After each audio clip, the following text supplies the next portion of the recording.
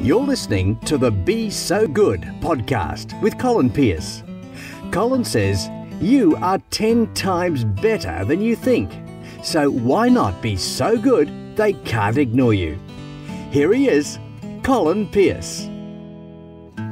Hey, the last time I had today's guest on the Be So Good podcast, Lisa O'Neill showed what an absolute beam of light she is.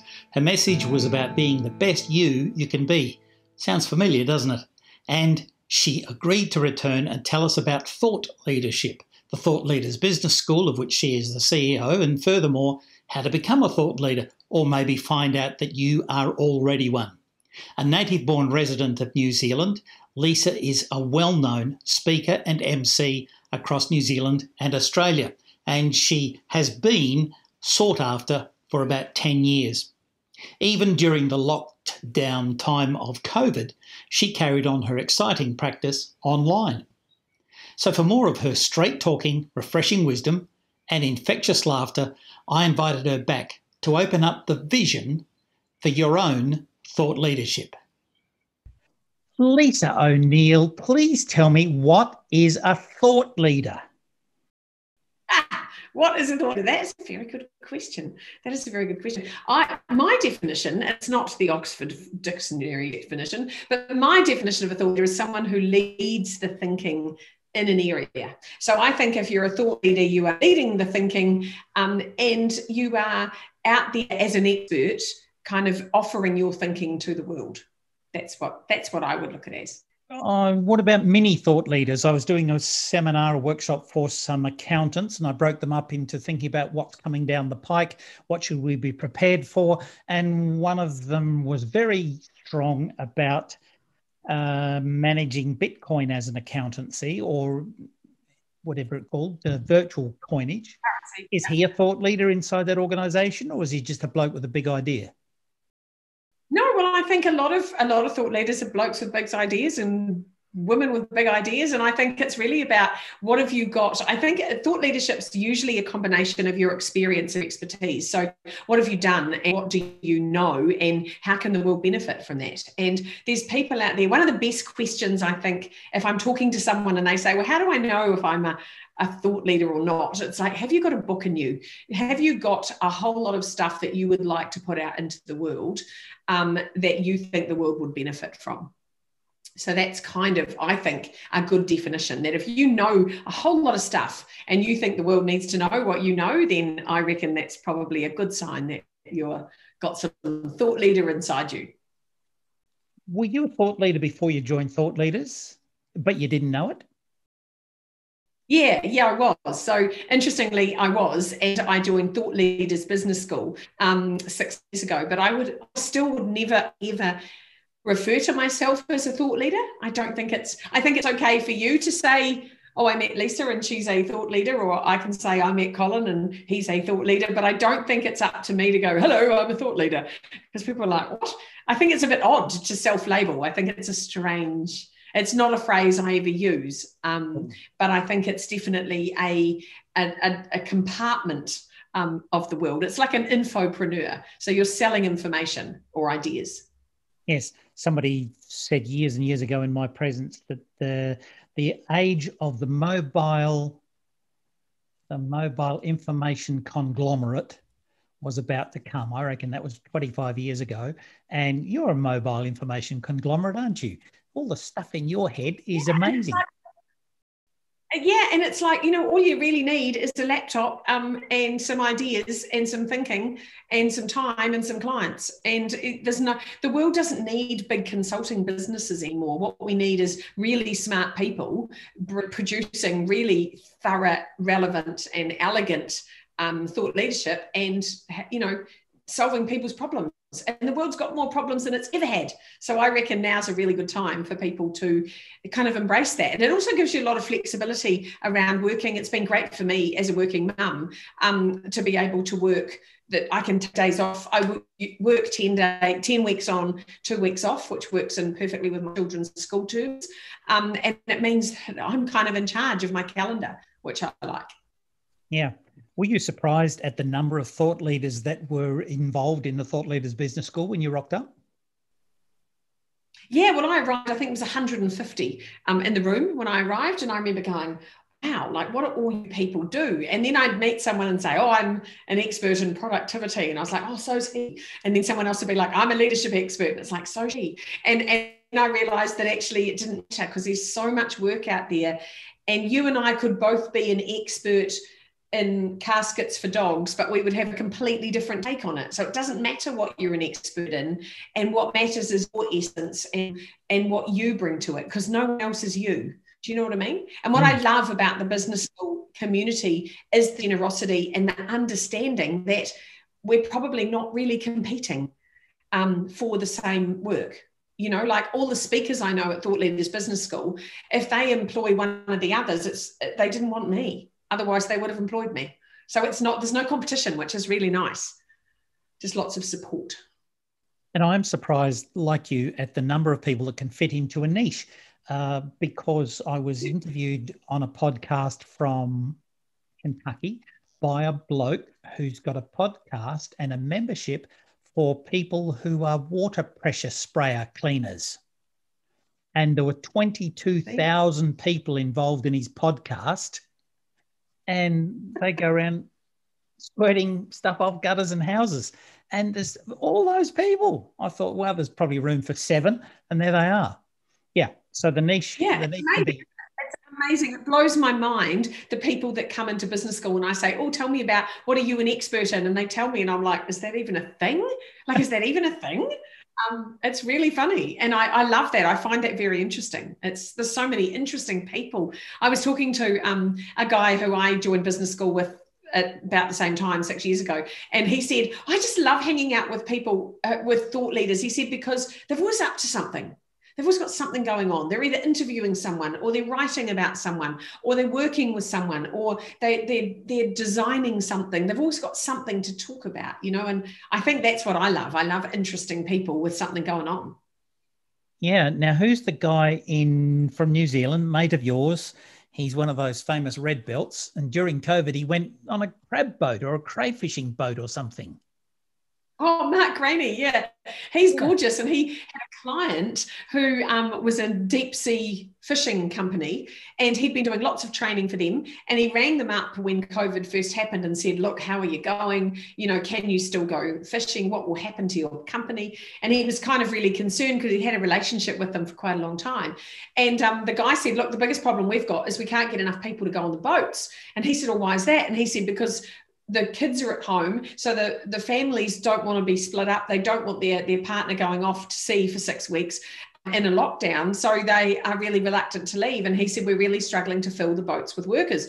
And Mark is a raving extrovert. He loves people. He loves a challenge. He's very physical. He's very fit. And he was like, I'll go on your boat. And they were like, what? And he's like, I think it would be a wonderful opportunity. So off he went. He went to sea for 6 weeks. He'd never been to sea. He'd never been a commercial fisherman. And he threw himself into it. And he now understands that industry better than anyone that's going to do any training in there. So it was a really amazing experience. Reading his blogs and talking to him about it was amazing. Let's talk about the kinds of thought leader you can be. And maybe you need to refer to some of the people that are in your Thought Leaders Business School, just to show us the range of people who can be considered thought leaders, so that listeners can say, I'm in a field like that. Maybe I'm a thought leader. So can you rattle a few off? Yeah, well, I think there's different, it's really about being, business school is all about being commercially smart. So the first thing is you've got to be in a category that people buy. And so what do people buy? And people buy, companies buy storytelling, for example. They want their leaders to be good at telling stories. People buy presentation skills. People buy transformation. They buy how to have difficult conversations. It's all of the different things that people will buy to improve their people in their teams. People will pay for productivity and efficiency, and then there's a public world as well, where you can be online and you can be selling courses for how to feel taller in the morning, and someone will buy it because there's someone out there that wants to feel taller in the morning. So I think it's pretty much fair game. But I think in the public world where you're working in with individuals, it's a different market. and different set than if you're working in a corporate world where the corporates and conferences and things have certain things they buy and certain things they're looking for. And so on. I think things like, remote learning, wellness, psychological safety, all of these things have really exploded lately. But there's a lot of people out there who are amazing thought leaders, but they're probably currently working, selling or training in someone else's thinking. So they're selling Dale Carnegie stuff, or they're selling John D. Martini stuff, or so they've taken another body of work, or they're a Gallup Strength Finder expert, or they're a Meyers Briggs coach, or they're literally taken some other thought leadership and they are putting it out there into the world, which is awesome. But you can never make that much money when you're selling someone else's thinking. So if you had your own system, it'd be extraordinary, right? So unless you're Myers or Briggs, you're not ever going to get paid really big money to deliver Myers and Briggs work. You'll get paid good money, but not extraordinary money. So that's one of the benefits of having your own IP, I think. Some of the thought leaders in the business school earn phenomenal amounts of money. And I've told people, I've just been to a conference with a whole lot of people, and the average is something like $300,000 or $400,000 a year, and they don't believe me. But people I agree. I didn't believe it when I walked into the room, and I remember talking to someone and they were telling me about a one-day training they were doing. And I said, oh, what? And it's really weird because I think at Thought Leaders Business School, money's very explicit. We talk about money all the time. And I found that quite weird as a New Zealander. In New Zealand, you don't talk about money. You would never say, oh, Colin, how much do you earn? Or, how much did you charge for that? People just don't have that conversation. So when I was in the room and people are all saying, oh, how much do you charge to do a keynote speech? And how much do you charge to do a half day? I was like, excuse me, isn't that rude? I think that my mother would say that's a bit rude. But it would just become very, very normal. And I really like it because it's not really about the money. It's actually a game. And the good thing about money is it's proof that, so if you're a conference speaker and someone's prepared to pay you $10,000 for an hour on stage, you've got to be really good.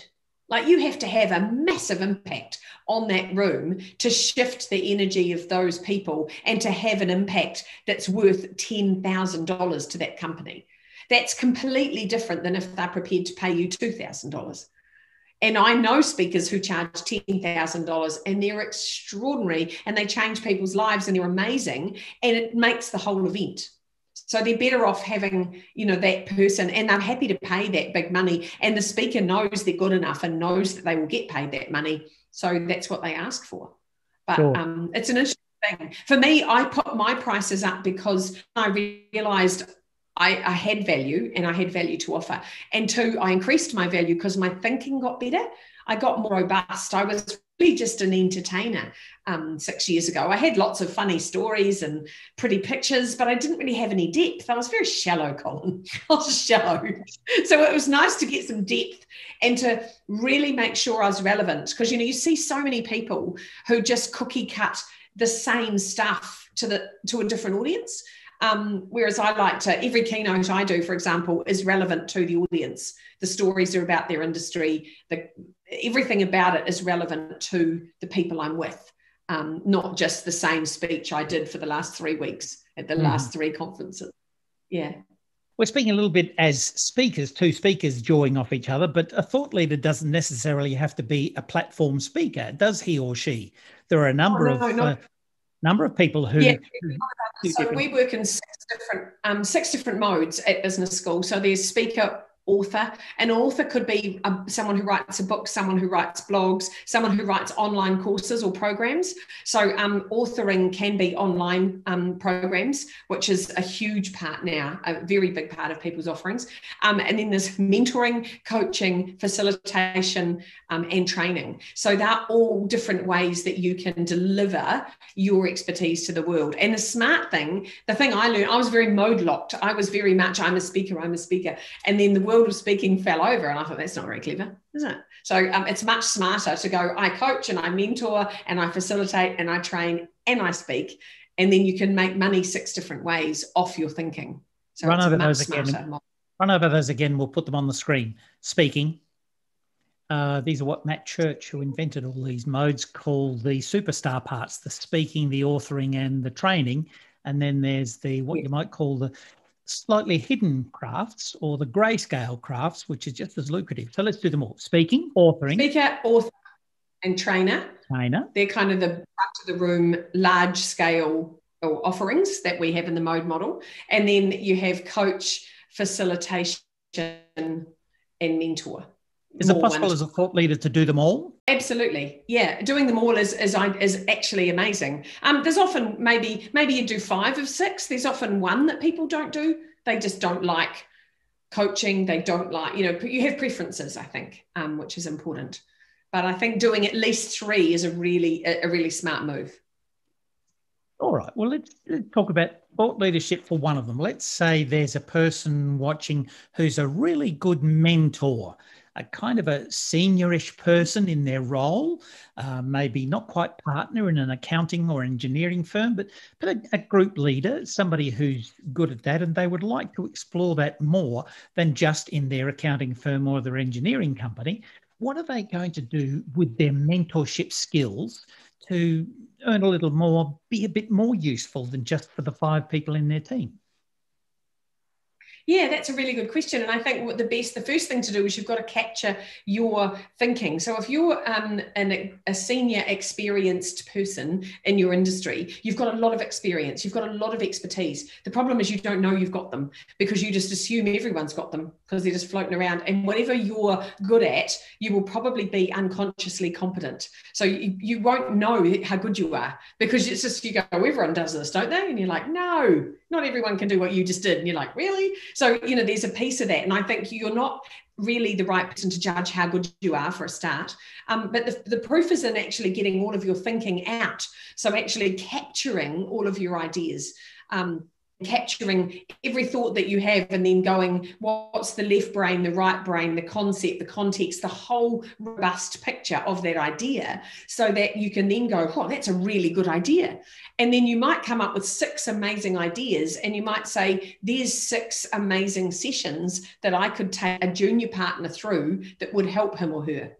And so these are my 6 sessions because I've got them, I've captured them out of my brain, I've written them down, I've looked at them, I've stretched them out, I've made them amazing, and then I've packaged them all up and gone, I reckon these are the 6 things that every junior partner in the world needs to know about in an accounting firm.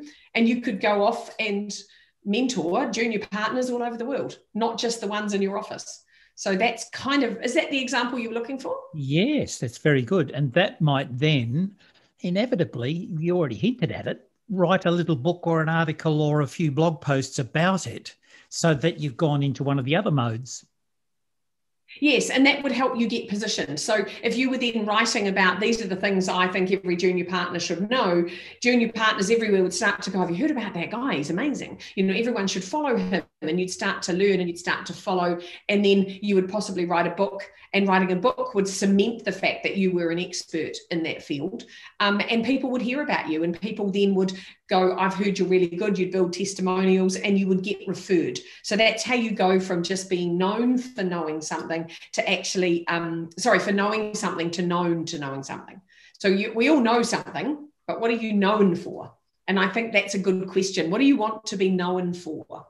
We had Kieran Zerner talking about getting known as the person who's known, and she had to do that for herself. So that's an interesting interview to look back on.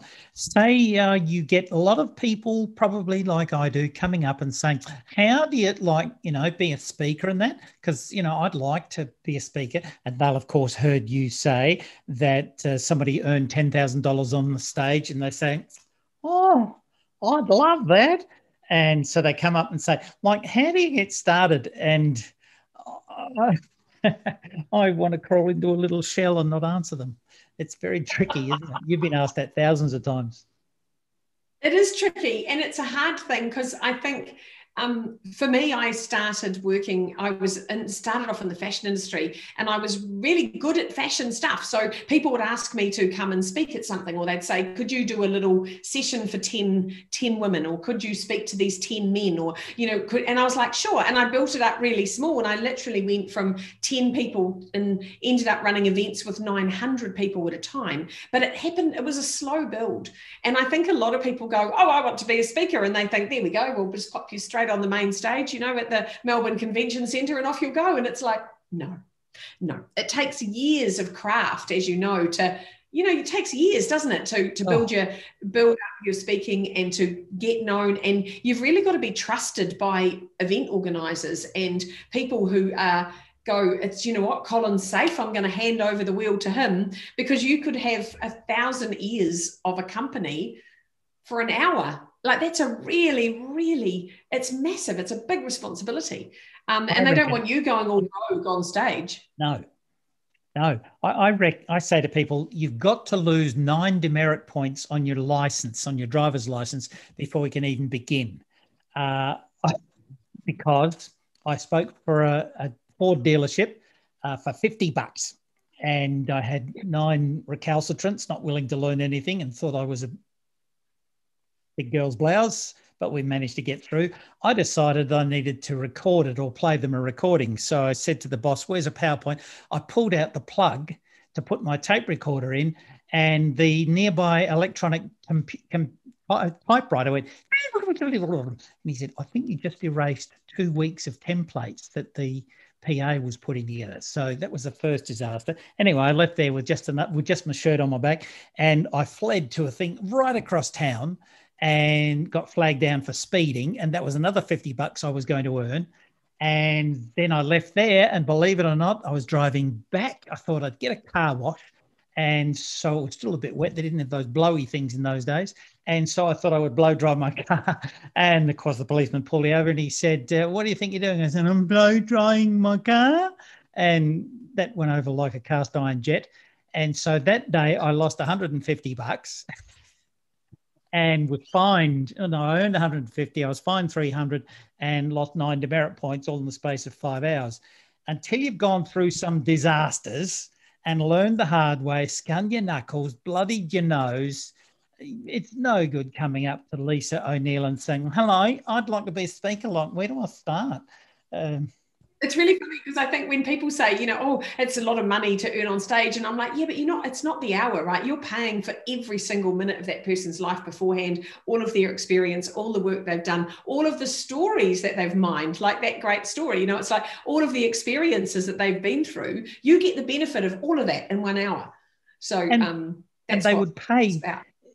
You know this, you've said this, probably had to use this argument. Excuse me, you're going to spend more than $10,000 on the cocktails before the awards dinner and the plonk, and you won't spend $10,000 on helping these people for life. That little will be gone in the morning after a blotto night. Yes, so there is a lot to be said for what you and I bring, particularly you, and what you've done to earn the right. So the speaking is a thing where you'd need to start slow, don't you? I see people who started with the rotaries.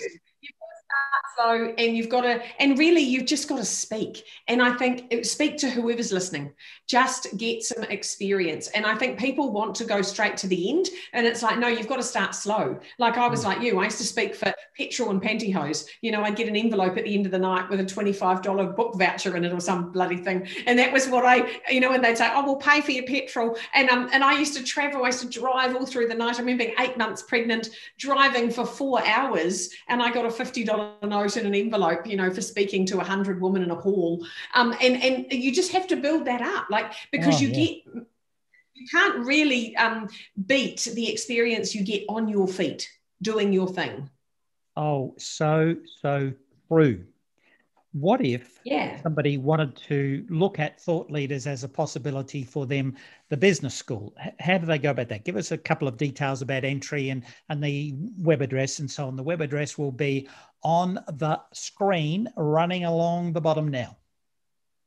Yeah, so it's thoughtleaders.com.au, and you can jump online and have a look at Thought Leaders Business School. It's an amazing program. It helps people to be commercially smart. So we have a foundation program where you learn the foundation principles of the curriculum. So our founder, Matt Church, wrote the most extraordinary curriculum, which is basically a recipe you can put all of yourself into and pop out the other side with a commercial proposition. So it's an amazing amazing idea, and Matt's very clever, and he's very generous in that he's written down everything he did and allowed everyone else to copy that process, which I think is very generous. So yeah, that's the process. And then when you've learnt the curriculum, which takes usually anything between 2 and 4 months, you can join us at business school. And then business school, we have about 280 students all building practices and sharing that experience. And we have lots of online sessions and lots of time zones, and lots of mentoring online, and lots of support and connection sessions for people. And every 90 days we get together for 3 whole days and immerse ourselves in all of our thinking and plan our quarters and decide what we're going to sell and what we're going to deliver. And it's exciting. I find it very exciting. It wouldn't be the same without the divine Miss O on stage, carrying on like a pork chop. So do you still get to do that with the online element? Yeah, so we still have our online immersions are very similar to the live immersions. We have lots of content in the morning. So we have, inspiration and content sessions. And then in the afternoon, we have working sessions and discussion groups. And so it's very similar format, actually. It just is through a camera lens instead of in a room with live bodies. So, yeah, but it's working really well. And the interesting thing is, and you would know this, Colin, the people you hear from in a live room are often not the people you want to hear from. So the people who we hear from in a Zoom room, you get more intimacy. You get people sharing things that they wouldn't share normally. And it's quite beautiful, because you end up hearing more of people, and people are more willing to be vulnerable and tell their stories behind a keyboard than they are to stand up and speak in a hectic room. Good show. And you're loving it. Have you got this lined up for world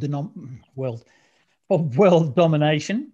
It's expanding, growing. Absolutely. World domination is definitely on my radar. So we're pretty excited. Matt and I have been working our tails off in the last 6 months to kind of recreate everything that Thought Leaders is. And we've retained all the good stuff and just changed things so it's now digitally accessible. And our mission is for people to make money and make a difference out there in the world.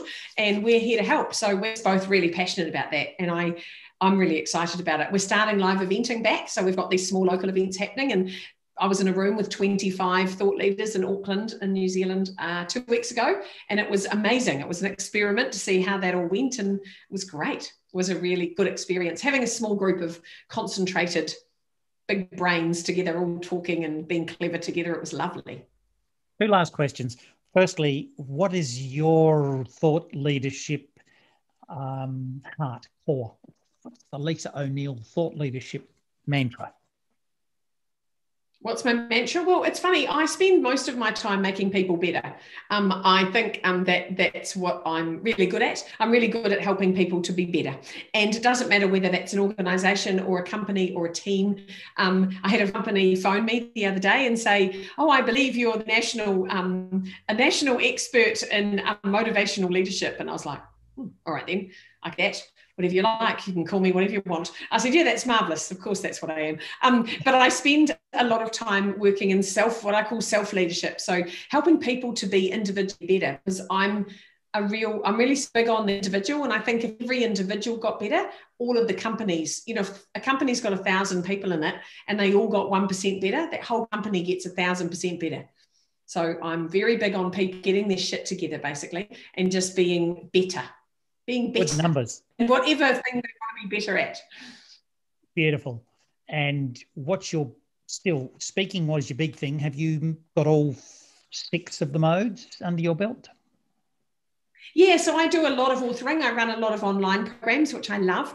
I've just written my 6th book. It's gone to print today, which is very exciting. So I love writing. And I also do a lot of online training now. So lots of online training. I'm also started doing online retreating, which is really facilitation, I guess. And it's really interesting. So creating retreats. I used to run a lot of retreats in person, and that's a bit tricky now. So we're doing retreating where you have 12-hour days where you do 2 hours on, 2 hours off all throughout the day, and all come in together for 2-hour sessions, 2 hours away, 2 hours together, with exercises set in between over 3 days. And it's really beautiful. It's lovely. So doing some personal development stuff in the facilitation area.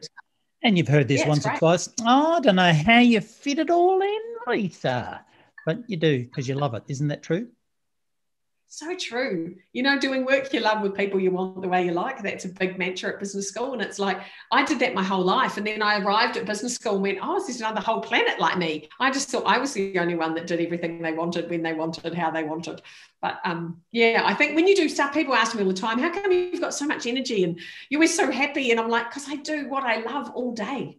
That's why. It's really easy when you love what you do. Well, I could talk to you all day, but we better not, because people have to go to work. They have to drop their kids off at school and do all the other things. So I will just say thank you very much, Lisa O'Neill. And there's her own personal website on the screen as well. And some other time, some other day, it'll be beautiful to see your next set of earrings. I can't wait to talk to you again. Thank you so much. Phew, that girl's a goer. So what do you think? Are you a thought leader? Is there more to you and your future than you ever thought possible? Could it just be that you are actually 10 times better than you think? Is it conceivable that you could be so good they can't ignore you? Well, I'd like to think so. Why not get in touch and explore the idea? You've been listening to Be So Good with Colin Pierce. For more episodes, check the playlist at colinpierce.com/podcast. And don't forget to drop a review in the iTunes listing.